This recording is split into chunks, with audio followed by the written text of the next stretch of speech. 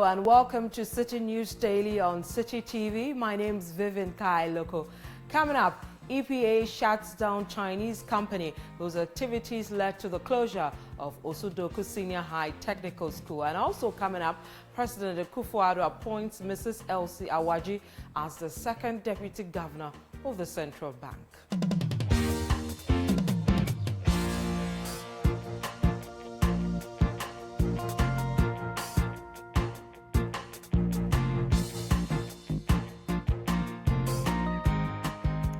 To the details now, and the Environmental Protection Agency, that's the EPA, has ordered the Chinese company Shinefil to shut down its plastics department.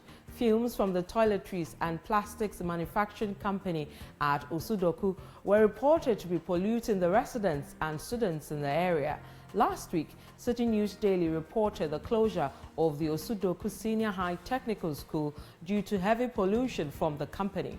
The headmistress of the school said over 1,200 students had been sent home for health and safety reasons.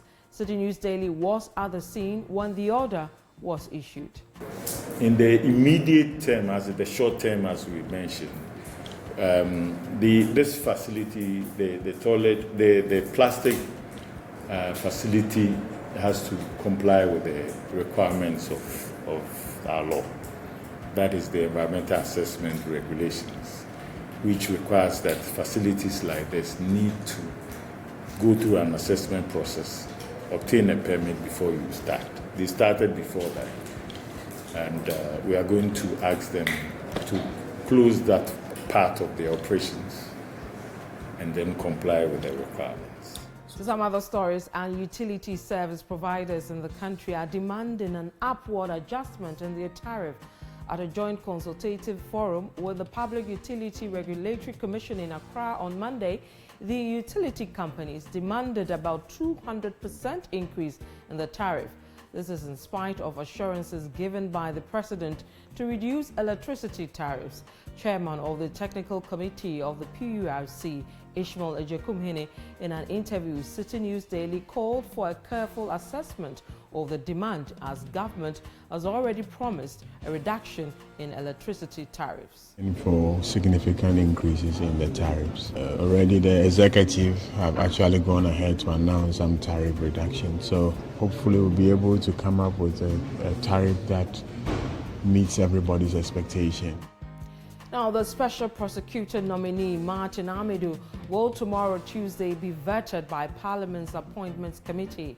The former Attorney General and Minister for Justice was nominated by President Akuffo-Addo as the first Special Prosecutor in January this year. Mr. Amidu has earned the nickname Citizen Vigilante for his no-nonsense stance and campaign against corruption, particularly during the NDC's tenure, a political party he was affiliated to. Ahead of his vetting tomorrow, a former Deputy Attorney General under the NDC, Dr. Dominic Ayine, has filed a suit to challenge the nomination of Martin Amidu for the position of Special Prosecutor. And to our final story, and President Akuffo-Addo today began assessing his ministers following their first year in office. According to sources at the seat of government, the president had face-to-face conversations with 4 sector ministers. They include the Trade and Industry Minister Alan Chermanting, National Security Minister Albert Kandapa, Foreign Affairs Minister Shirley Ayoko-Botchwey, and Minister for Regional Reorganization and Development Dan Botchwey. The appraisal comes on the back of a report presented to the President by the Ministry for Monitoring and Evaluation on the performance of government appointees and programs. And that's it for today's edition of Citi News Daily on Citi TV. My name is Vivian Lokko. Log on to citifmonline.com for more stories.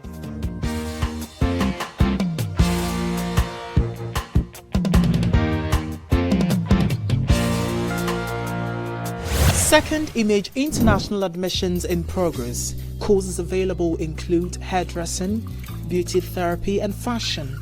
Call us 10243 331 999. Evening and weekend classes are also available.